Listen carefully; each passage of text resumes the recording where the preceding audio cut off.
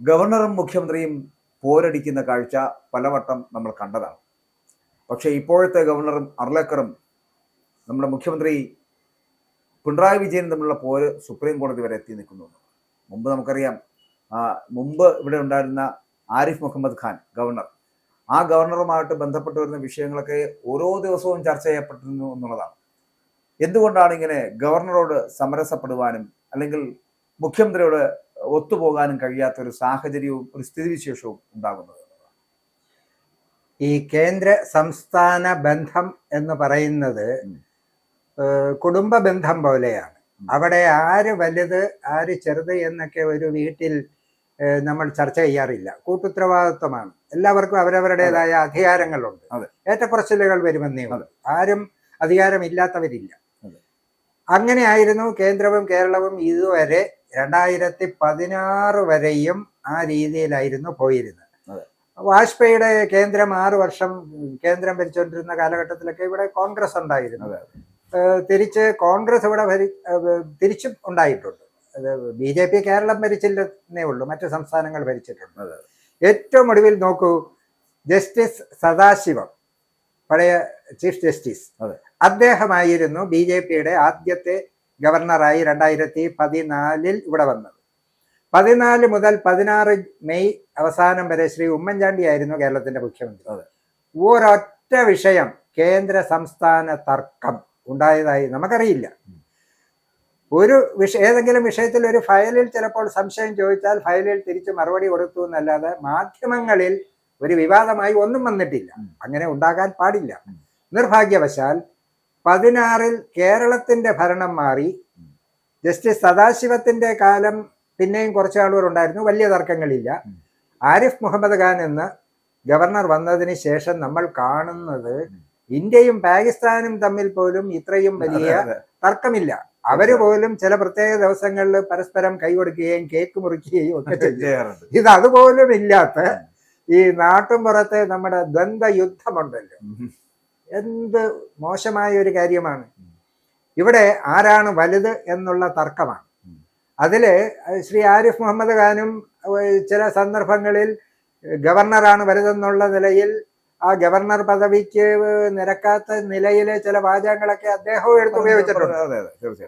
അത് ഇവിടുത്തെ വിദ്യാർത്ഥികള് തന്തയുടെ വകയല്ല എന്നൊക്കെ ഒരു ഗവർണറെ പറഞ്ഞത് അതിനേക്കാൾ മോശമാണ്. അപ്പം തീരെ നിലവാരമില്ലാത്ത രീതിയിൽ അന്തരീക്ഷ മലിനീകരണം വരെ സൃഷ്ടിക്കുന്ന ഒരു പ്രവർത്തനം. നമ്മുടെ വാഹനങ്ങൾക്ക് പോലും പൊല്യൂഷൻ കൺട്രോളുണ്ട്. പക്ഷേ രാഷ്ട്രീയ പാർട്ടികൾക്ക് അതിനും ഒരു ടെസ്റ്റ് വേണ്ടേ? ഓരോ 6 മാസം കൂടുമ്പോൾ 6 മാസം വരെ രാഷ്ട്രീയ മലിനീകരണം ഒന്നും നടത്തിയിട്ടില്ല എന്നുള്ളത് അങ്ങനെ ചിന്തിച്ചു പോകും. ഇപ്പോൾ വിഷയം വന്നിരിക്കുന്നത് എന്താ? ഇപ്പോൾ വന്നിരിക്കുന്ന വിഷയവും വിദ്യാഭ്യാസ രംഗമാണ്. മുമ്പും അതാണ്. വിദ്യാഭ്യാസ രംഗത്താണ് ഈ വിഷയങ്ങൾ മുഴുവൻ വരുന്നത്. സർവകലാശാലകളുടെ വൈസ് ചാൻസലർമാരെ ആര് നിയമിക്കണം, അവിടെയാണ് വിഷയം. ആര് വന്നാലും ഒരു ശരാശരി മലയാളിയും നല്ല മനുഷ്യരും ആഗ്രഹിക്കുന്ന ആ മേഖലയിൽ നല്ല ക്രെഡൻഷ്യൽസ് ഉള്ള നല്ല വ്യക്തി വരണം എന്നല്ലേ നമ്മളെല്ലാം ആഗ്രഹിക്കുന്നത്. കാരണം അവിടെ ആര് വന്നാലും വൈസ് ചാൻസലർ ഒരു ദിവസം രാവിലെ ഇങ്ങോട്ട് വന്ന് ഞാൻ പറയുന്നത് പഠിപ്പിച്ചാൽ മതി, അല്ലെങ്കിൽ ഞാൻ അവിടെ കയറി ക്ലാസ് എടുക്കും, ഒന്നും ചെയ്യില്ലല്ലോ. ഒരു ഭരണപരവും അക്കാഡമിക്കുമായിട്ടുള്ള ഒരു മേൽനോട്ടം വഹിക്കുന്ന ചുമതല മാത്രമല്ലേ ഒരു വൈസ് ചാൻസലർക്കുള്ളൂ. അതാരും ആയിക്കൊള്ളട്ടെ. ഇനി ഒരാൾ മാത്രമല്ലല്ലോ, 2-3 പേരുടെയൊക്കെ പാനലുകളല്ലേ വരുന്നത്. ആ പാനലിൽ നിന്ന് ഒരാളിന്റെ പേര് അങ്ങ് അന്തിമമായി തീരുമാനിച്ചാൽ പോരെ. അവിടെയാണ് ഇപ്പോൾ പരസ്പരം മുഖ്യമന്ത്രി ഗവർണർക്കെതിരെയും ഗവർണർ മുഖ്യമന്ത്രിക്കെതിരെയും സുപ്രീം കോടതിയിൽ കേസ് വരെ ഫയൽ ചെയ്യുന്ന ഒരു സ്ഥിതി വന്നിരിക്കുന്നത്. തികച്ചും ദൗർഭാഗ്യകരമാണ്. നമുക്കറിയാമല്ലോ, ഈ ഗവർണർ അല്ലെങ്കിൽ മുഖ്യമന്ത്രി, ഈ ഗവർണറും മുഖ്യമന്ത്രിമാരും തമ്മിലുള്ള ബന്ധം എന്ന് പറയപ്പെടുന്നത് വളരെ ശക്തമായിട്ടും സമരസപ്പെട്ടും പോയാൽ മാത്രമേ ആ സംസ്ഥാനത്തിന്റെ എല്ലാ അർത്ഥത്തിലുമുള്ള ഭരണം കൃത്യമായി നടക്കുകയുള്ളൂ. പക്ഷെ അതൊരിക്കലും ഇപ്പോൾ കഴിഞ്ഞ 2016 ശേഷം ഇങ്ങോട്ട് അത് നടക്കുന്നില്ല, അല്ലെങ്കിൽ അത്തരത്തിലൊരു സ്ഥിതിവിശേഷം ഉണ്ടാകുന്നില്ല എന്നുള്ളതാണ് ഏറ്റവും വലിയ പ്രത്യേകത. 2 ഭാഗത്തും ഇപ്പൊ സംസ്ഥാന ഗവൺമെന്റിന്റെ ഭാഗത്തു നിന്നാണെങ്കിലും കേന്ദ്ര സർക്കാരിന്റെ ഭാഗത്തു നിന്നാണെങ്കിലും തെറ്റുണ്ടെന്ന്. കാരണം ഗവർണറുടെ ഭാഗത്തും മിസ്റ്റേക്സ് ഉണ്ട്, ഒപ്പം തന്നെ മുഖ്യമന്ത്രിയുടെ ഭാഗത്ത് അല്ലെങ്കിൽ ഈ ഭരിക്കുന്ന പാർട്ടിയുടെ ഭാഗത്തും മിസ്റ്റേക്ക് ഉണ്ട്. അതുകൊണ്ട് തന്നെയല്ലേ അല്ലെങ്കിൽ ഈ ഭാരതാംബ വിഷയം ഉണ്ടാകുമ്പോഴും അർലേക്കർ എന്തുകൊണ്ടാണ് അത്തരത്തിലുള്ള സമീപനം സ്വീകരിച്ചത്? വേണമെങ്കിൽ ഇത് മാറ്റിവെക്കാവുന്ന ഒരു കാര്യമാണ്, അല്ലെങ്കിൽ അത് വേണ്ട എന്ന് തീരുമാനിക്കാൻ പറ്റുന്ന ഒരു കാര്യമാണ്. പക്ഷെ അത് ചെയ്യുന്നില്ല. പകരം ആ വിഷയം വല്ലാതെ കത്തിക്കുന്നു. അത് ഈ RSSനെ സോപ്പിടുന്ന തരത്തിൽ, അല്ലെങ്കിൽ RSSനോടൊപ്പം ചേർന്ന് നിൽക്കുന്നവരാണ് ഞങ്ങളെന്ന് വരുത്തി തീർക്കാനുള്ള ശ്രമം ഗവർണർ നടത്തേണ്ടതിന്റെ ആവശ്യകതയുണ്ടോ? ഗവർണർ പോലും ഭരണഘടനാ പദവിയിലേക്ക് എത്തപ്പെടുമ്പോൾ അദ്ദേഹം ചെയ്യേണ്ട അദ്ദേഹത്തിന്റെ മാനസികമായിട്ടുള്ള ഒരു വളർച്ച കുറച്ചുകൂടി മാറേണ്ടതല്ലേ? ഒരു രാഷ്ട്രീയ പാർട്ടിക്ക് അല്ലെങ്കിൽ RSSുമായി ചേർന്ന് മുന്നോട്ട് പോകേണ്ട ആവശ്യകതയുണ്ടോ? അവിടെ നിർത്തേണ്ടതല്ലേ? എന്ത് രാഷ്ട്രീയമുണ്ടെങ്കിലും അത് ഈ രാജ്ഭവന് പുറത്ത് വെച്ചിട്ട് വേണം അകത്തേക്ക് കയറേണ്ടത്. അതുപോലെ തന്നെ ആയിരിക്കണം മുഖ്യമന്ത്രി. പക്ഷെ ഇവിടെ ഈ രണ്ടുപേരും അവരവരുടെ രാഷ്ട്രീയം ഉപയോഗിക്കുന്നതുകൊണ്ടാണ് സത്യത്തിൽ ഇവിടെ ഈ തമ്മിൽ ഉണ്ടാകുന്നത് തന്നെ. അങ്ങനെയല്ല നമ്മൾ മനസ്സിലാക്കേണ്ടത്. അതിനെങ്ങനെയാണ് വ്യാഖ്യാനിക്കേണ്ടത്? തീർച്ചയായും. അതായത് CPMന്റെ സംസ്ഥാന സെക്രട്ടറിയും BJPയുടെ സംസ്ഥാന പ്രസിഡന്റും തമ്മിൽ പോലും ഇത്രയും തർക്കമില്ല. അവർക്ക് തമ്മിൽ പോലും പല കാര്യങ്ങളിലും ആശയപരമായ ചില വ്യത്യാസങ്ങൾ ഉള്ളത് കൊണ്ട് പരസ്പരം എന്തെങ്കിലും പറയുമെന്നല്ലാതെ നിത്യശത്രുത അവർക്ക് പോലും ഇല്ല. എന്ന് മാത്രമല്ല, അവർ തമ്മിൽ പല കാര്യങ്ങളിലും അവർ തമ്മിൽ പുറമേ ശത്രുതയിലാണെങ്കിലും അന്തർധാര സജീവമാണ്. പക്ഷെ ഇവിടെ അതുപോലും ഇല്ലല്ലോ. ഇവർ തമ്മിൽ പുറമേയും അകമേയും ശത്രുതയാണ്. അതാണ് മനസ്സിലാക്കാൻ കഴിയാത്തത്. ഒരു ഗവർണറുടെ ഭാഗത്ത് നിന്ന് ഉണ്ടായപ്പോൾ നമ്മൾ വിചാരിച്ചു ഈ ഗവർണർ മാറി വരുമ്പോൾ അടുത്ത ഗവർണർ വരുമ്പോൾ ശരിയാവും. ഇത് കടിച്ചതിനേക്കാൾ വലുതാണ് മാളത്തിൽ ഉള്ളത് എന്ന് പറഞ്ഞതുപോലെ രണ്ടാമത് വന്ന ഗവർണർ കാരണം അദ്ദേഹം നോക്കുന്നത് ആദ്യം വന്ന ഗവർണർ ചെയ്തത് ഈ ഒട്ടും പുറകോട്ട് പോകാൻ പാടില്ലല്ലോ എന്ന് അവര് തമ്മിൽ മത്സരമായിരിക്കും. ഇത് അന്തിമമായി ചെന്ന് നിൽക്കുന്നത് എവിടെയാ? ഇന്നിപ്പോ എത്രയോ സർവകലാശാലകൾക്ക് ഇപ്പോൾ വൈസ് ചാൻസലർമാരില്ല, നാഥനില്ല. അവിടെയാണ് ഈ വിദ്യാർത്ഥികളുടെ പ്രശ്നം രൂക്ഷമാകുന്നത്. ഈ വൈസ് ചാൻസലർമാരുടെ നിയമനം കൃത്യമായിട്ട് നടക്കുന്നില്ല. ഈ സർവകലാശാലകളുടെ പ്രവർത്തനങ്ങൾ കൃത്യമായിട്ട് നടക്കുന്നില്ല. സർവകലാശാലയുടെ പ്രവർത്തനങ്ങൾ കൃത്യമായിട്ട് നടക്കാതെ വരുമ്പോൾ സ്വാഭാവികമായിട്ടും പരീക്ഷാ നടത്തിപ്പിൽ അധികം ആ പ്രശ്നം പ്രതിഫലിക്കുന്നുണ്ട് എന്നുള്ളതാണ്. അപ്പൊ വിദ്യാർത്ഥികളെ പോലും കാണാതെ ഇങ്ങനെ തമ്മിലടിക്കുന്ന തരത്തിലേക്ക് കേന്ദ്ര സർക്കാരും സംസ്ഥാന സർക്കാരും RSSും CPM ഒക്കെ മാറുന്നു എന്നുള്ളത് വില കുറഞ്ഞ രാഷ്ട്രീയമാണ്. സത്യത്തിൽ വിദ്യാഭ്യാസത്തെ ഇങ്ങനെ രാഷ്ട്രീയവൽക്കരിക്കുന്ന തരത്തിലേക്ക് പോകരുത് എന്നുള്ളതല്ലേ ഇവർ ചിന്തിക്കേണ്ടത്? അത് ഈ ഗവർണറും സംസ്ഥാന സർക്കാരുകളും തമ്മിലുള്ള ഭരണപരമായ കാര്യങ്ങളിൽ ഒരു ഗവർണർക്ക് സംസ്ഥാന സർക്കാർ കൊടുക്കുന്ന ഒരു ബില്ല് എത്ര നാൾ പിടിച്ചു വെക്കാം എന്നുള്ളതാണല്ലോ കഴിഞ്ഞ കുറെ ദിവസങ്ങളോ മാസങ്ങളോ വർഷങ്ങളോ ആയിട്ടുള്ള വിഷയം. നോക്കൂ, അതിൽ രാഷ്ട്രപതിക്ക് പോയ ബില്ല് രാഷ്ട്രപതി അത് സുപ്രീം കോടതിയുടെ റഫറൻസിന് വരെ അയക്കേണ്ടുന്ന ഒരവസ്ഥ വന്നു. എന്നിട്ട് അവസാനം വന്ന സ്ഥിതി എന്താ? സമയപരിധി ഒന്നും അങ്ങനെ കൃത്യമായി പറയാൻ കഴിയില്ല. ഇന്ത്യൻ ഭരണഘടന ഉണ്ടാകുമ്പോൾ ഇത്തരം കാര്യങ്ങളിലൊക്കെ കൃത്യമായ മാസവും സമയവും ഒന്നും എഴുതി വെക്കാതിരിക്കുന്നത് അത്തരം സ്ഥാനങ്ങളിലേക്ക് വരുന്നവരൊക്കെ അത് അനുസരിച്ച് യുക്തിപൂർവം ചെയ്യും എന്നുള്ളത് തിരിച്ചറിവ് കൊണ്ടാണ്. ഇപ്പൊ ഉദാഹരണത്തിന് പരമാവധി വേഗത്തിൽ എന്നൊരു വാചകമാണ് ഉപയോഗിക്കുന്നതെന്നിരിക്കട്ടെ. ഈ പരമാവധി വേഗം എന്ന് പറഞ്ഞാൽ ഓരോ ഗവർണർക്കും ഓരോ സമയമാണ്. ഒരാഴ്ചയാണ് അയാളുടെ പരമാവധി വേഗം. വേറെ ഒരാൾ പറയും 1 വർഷമാണ്. വേറൊരാൾ പറയും എനിക്ക് 5 കൊല്ലം ഇല്ലേ, 5ാമത്തെ കൊല്ലം പോകുന്നതിനകം ചെയ്താൽ മതി. അതിനെ കോടതിയിൽ ചോദ്യം ചെയ്താൽ ഈ പരമാവധി വേഗം ഇന്ത്യൻ കോൺസ്റ്റിറ്റ്യൂഷൻ തയ്യാറാക്കിയപ്പോൾ ആ വാചകം എഴുതി വെച്ചത് എത്ര മാസം കണ്ടുകൊണ്ടാന്ന് ചോദിച്ചാൽ എന്താ മറുപടി പറയുക? ചില കാര്യങ്ങളിൽ കേസിന് പോയാൽ തീരുമാനം ഉണ്ടാകുമോ? ഉണ്ടാകില്ല. അപ്പോൾ ഒരു മാന്യമായ സമയം, ഒരു 6 മാസം.